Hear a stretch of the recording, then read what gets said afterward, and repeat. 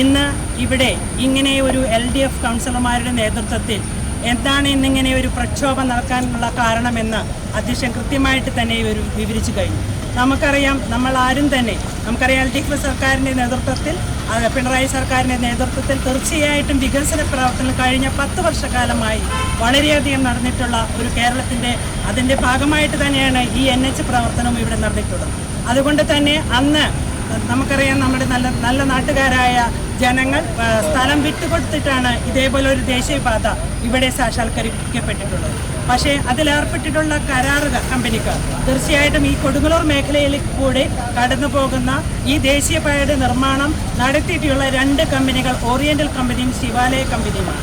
അന്ന് അവരുമായിട്ടുള്ള പ്രവർത്തനത്തിൻ്റെ ഭാഗമായി തീർച്ചയായിട്ടും മണൽ അത് നമുക്കറിയാം ഗവൺമെൻറ് അനുവദിച്ചിട്ട് കൊടുത്തിട്ടുള്ളതാണ്.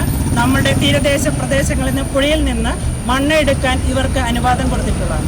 തീർച്ചയായിട്ടും നഗരസഭയുമായി അന്ന് എഗ്രിമെൻ്റ് വെച്ചിട്ടുള്ള ഒരു പ്രമാണം നമ്മളുടെ കയ്യിലുണ്ട്. തീർച്ചയായിട്ടും അവർ അന്ന് എഗ്രിമെൻ്റ് വെച്ചിട്ടുള്ളത് ആ ദേശീയപാതയുമായി ബന്ധപ്പെട്ടുകൊണ്ട് മണലെടുക്കുന്ന ആ മുനിസിപ്പൽ റോഡുകൾ എല്ലാം തന്നെ BMDC പ്രകാരമുള്ള അത്രയും ക്വാളിറ്റിയുള്ള റോഡുകളാക്കി മാറ്റിത്തരാമെന്നുള്ള എഗ്രിമെൻറ്റിൻ്റെ അടിസ്ഥാനത്തിലാണ് അവിടെ ആ ഡ്രഡ്ജിങ് നടത്താനും അതുപോലെ തന്നെ ആ റോഡിലേക്ക് കൂടിയുള്ള ഡ്രഡ്ജിങ് സംവിധാനം നമ്മൾ മുനിസിപ്പൽ അധികൃതർ ഏർപ്പെടുത്തിയിട്ടുള്ളത്.